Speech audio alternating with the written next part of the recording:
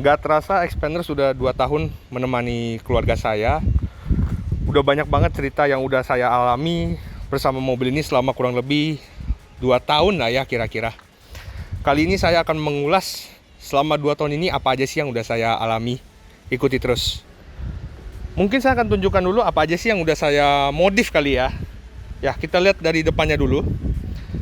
Kalau dari depan sendiri yang saya modif nggak ada. Oke. Jadi nggak ada yang saya modif. Kenapa? Karena buat saya ini udah cukup keren lah, cukup ganteng gitu. Jadi udah seganteng gini, apanya yang mau dimodif gitu kan. Tapi kembali lagi, tergantung preferensi, tergantung selera kalian masing-masing. Kalau dari samping, yang paling terlihat velg ya. Velgnya ini saya skotlet sendiri. Jadi ini kembali lagi selera sih ya. Udah banyak banget yang jual model-model skotletnya kayak gimana. Kalian tinggal cari aja, itu banyak di toko online. Kemudian talang air, ini saya beli di toko online sekitar kira-kira 200 ribuan lah ya, kira-kira. Kemudian handle chrome dengan mangkoknya. Ini tempelan ya, ini bukan model yang diganti satu handle, ini tempelan.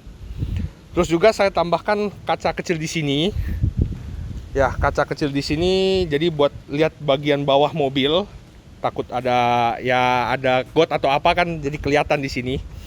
Terus saya tambahkan ini. Ini untuk melindungi pintu aja sih. Jadi kalau misalkan di parkiran sampingnya ada tembok atau gimana, nggak langsung kena bagian ujung pintu ini. Dan bagian bawah ini pun sama. Ini saya beli di toko online, lupa harganya berapa. Ini juga untuk melindungi bagian bawah pintu. Jadi kalau seandainya ada trotoar, itu nggak langsung kena nih bagian bawah pintu ini. Sama ini pemanis aja sih, biar ya ada model lah gitu kan. Terus juga antenanya itu kan bawaannya short pole. Ini saya ganti dengan model shark fin, jadi kelihatan lebih modern gitu ya.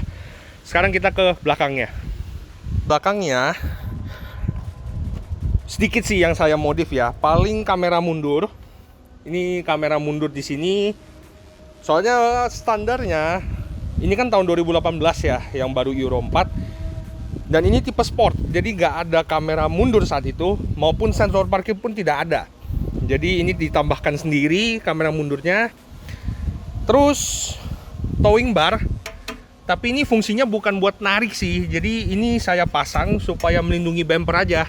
Karena pernah kejadian motor kayaknya 2 kali dia nih disenggol. Untung ada ini gitu. Jadi bumper pun aman. Sama paling aksesoris kecil sih, perintilan kayak ini apa ya namanya ini. Ini saya beli di toko online untuk melindungi bagian lips bagasinya aja. Jadi kalau misalkan masuk barang ini aman gitu, nggak lecet-lecet. Udah sih kayaknya itu aja yang saya modif. Saya nggak modif banyak-banyak karena memang tampilannya tuh udah ganteng buat saya. Tapi kembali lagi preferensi, karena memang pada dasarnya mobil ini saat standar itu udah keren banget gitu loh. Di kelasnya itu udah ganteng banget. Apalagi kalau dimodif gitu kan, jadi makin ganteng gitu. Ya, sekarang kita langsung masuk aja ke interiornya. Tapi sebelum kita masuk ke interiornya, saya tunjukkan dulu kuncinya ya.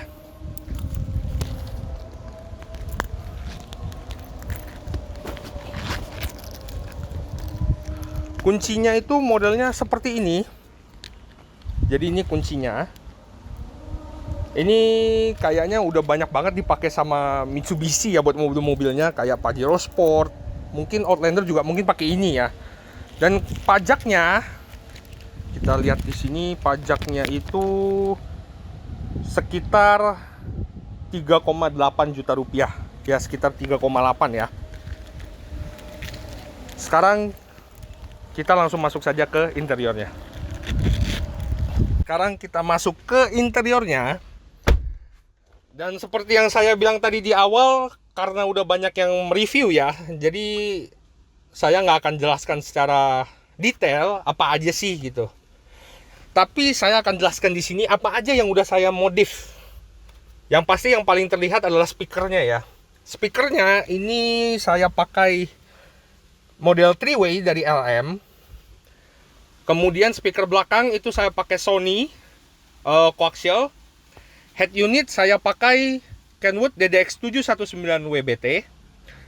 Powernya saya pakai merek Sansui, itu saya beli di toko online kalau nggak salah. Kemudian subwoofernya itu pakai merek Braxton, apalah itu sebutannya. Terus sarung jok, ini sarung joknya itu saya beli di daerah Puri Agung, Cengkareng. Itu di bagian basementnya banyak ya tempat toko audio gitu, toko aksesoris mobil. Ini saya beli sekitar 800 ribuan kalau nggak salah. Dan warnanya pun bisa dipesan sesuai selera. Jadi dia bisa 2 warna. Bahkan modelnya bisa model polka dot seperti ini. Terus karpet dasar saya beli di toko online. Ini kisaran 200 ribuan. Saya lupa. Udah lama juga belinya. Terus sarung setir. Ini saya beli di toko online juga. Sekitar 100 ribuan. Udah sih. Paling itu aja yang saya modifikasi. Nggak ada apa-apa lagi ya. Belakangnya paling hanya sarung jok aja. Sisanya nggak ada lagi. Mungkin kita langsung lihat ke mesin aja.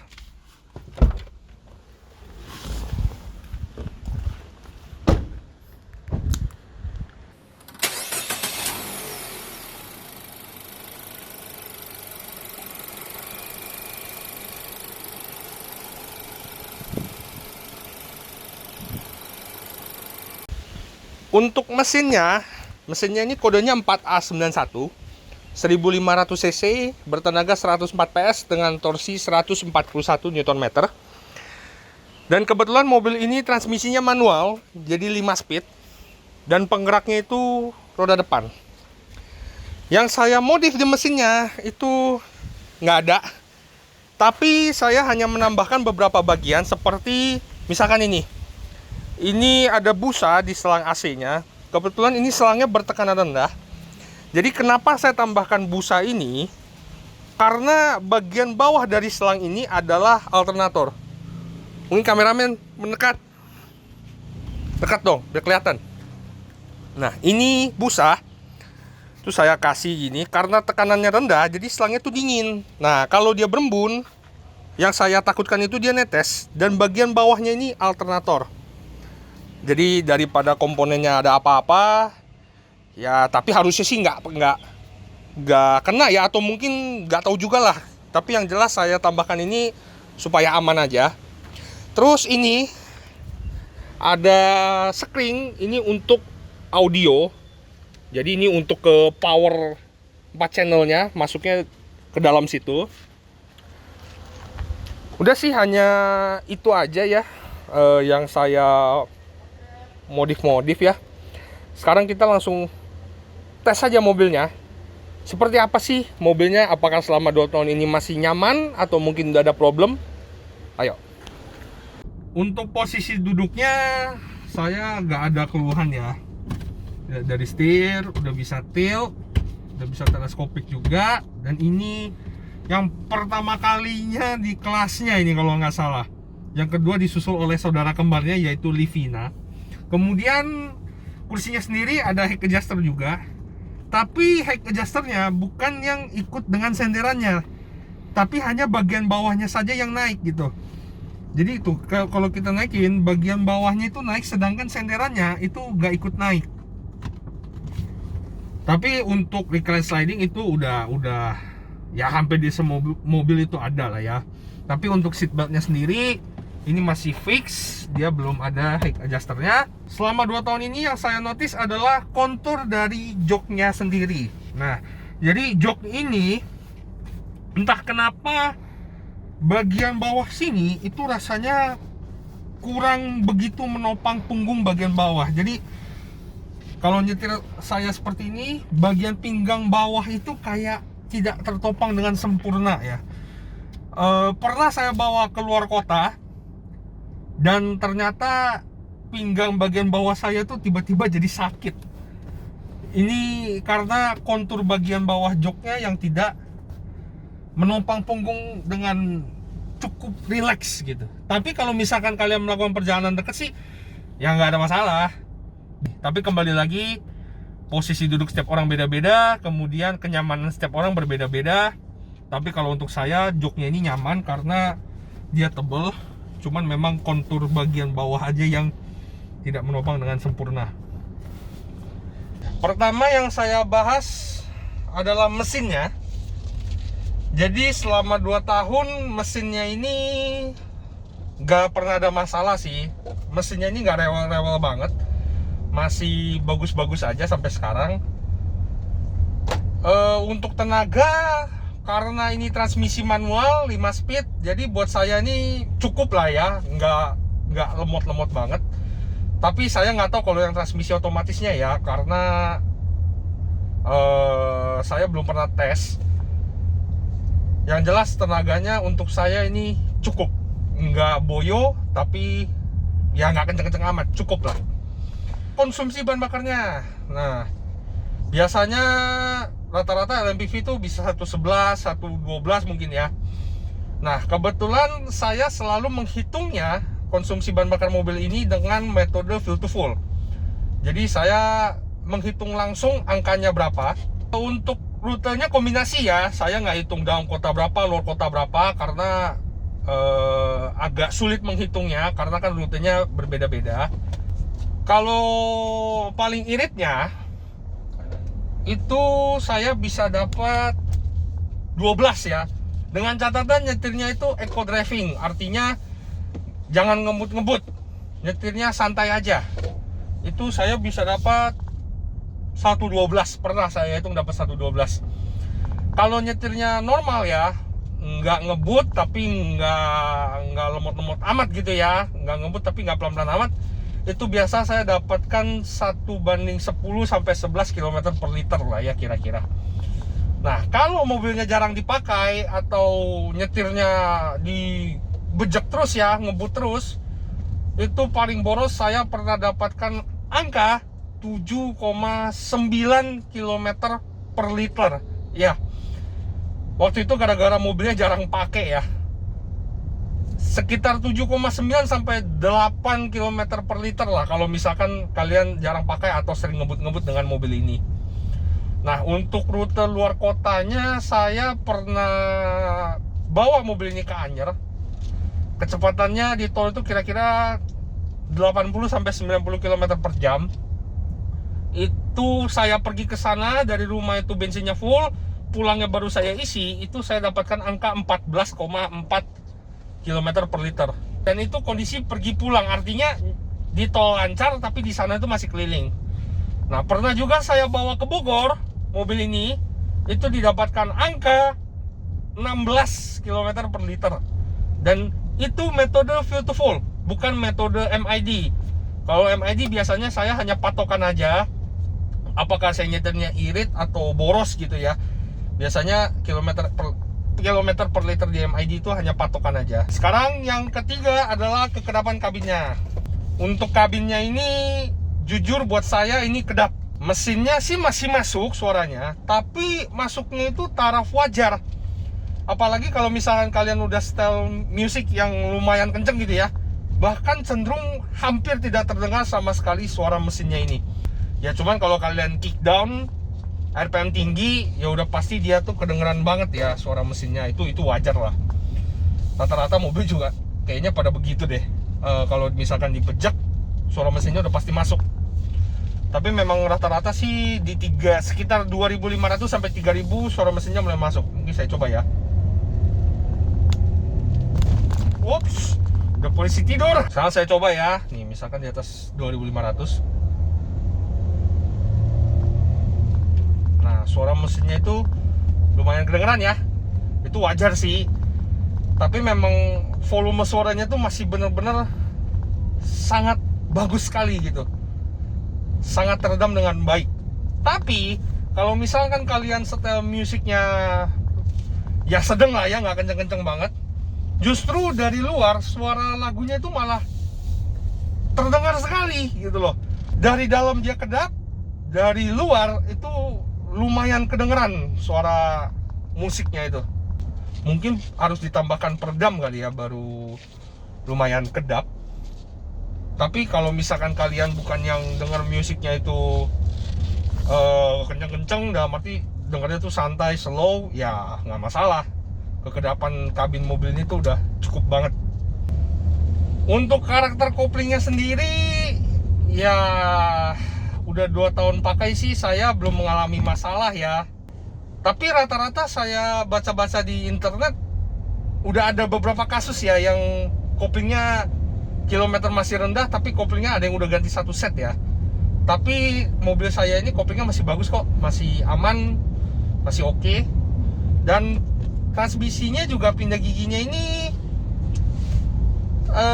dia nih pendek-pendek ya, kayak ini kalau kita turunin gigi tuh, itu kayak pendek aja gitu, nggak panjang gitu, enak. Setirnya menurut saya ini terlalu ringan ya. Kalau buat parkir sih enak, nggak susah-susah banget. Satu jari pun juga keputar gampang gitu. Tapi kalau misalkan kecepatan agak tinggi, misalkan di atas 60 km/jam ya, justru setirnya ini buat saya terlalu ringan gitu. Dia nggak memberat setirnya. Cuman sih selama saya pakai nggak masalah ya. Toh juga setirnya anteng-anteng aja ya. Dan setirnya ini modelnya Electronic Power Steering, EPS ya, EPS. Jadi memang ini setir enteng banget sih, serius. Ini kayak belok gini ya, itu satu jari juga keputar tuh. Bentar, tuh satu jari nih. Sekarang kaki-kakinya. Nah, untuk kaki-kakinya dan suspensinya, sekarang kita akan tes di jalanan yang tidak rata, seperti apa kondisi kaki-kakinya. Untuk kaki-kaki dan suspensinya sekarang kita tes. Kebetulan di depan saya ini ada jalanan yang kurang mulus ya, jadi kita bisa langsung tes seperti apa sih kaki-kakinya dan suspensinya. Ini kecepatan sekitar 20 km/jam, 20 kurang malah. Nah, kita tes.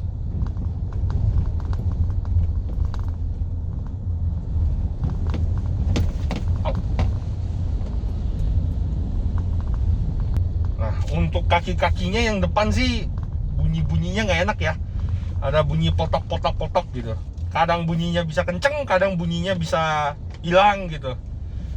Ini kadang-kadang suka muncul bunyi-bunyinya ini. Dan saya udah pernah komplain sebanyak 3 kali untuk kaki-kakinya ini, karena bunyinya itu jujur buat saya itu cukup mengganggu. Tapi jawaban dari pihak bengkel itu selalu bilangnya normal gitu. Kalau pihak bengkel bilang normal ya sudah gitu. Untuk suspensinya yang depan ini cukup nyaman.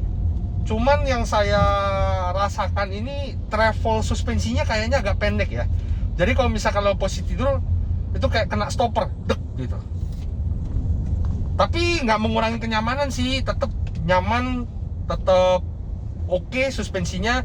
Cuman ya itu aja, rasanya kayak ada stoppernya, jadi pendek aja gitu travelnya rasanya.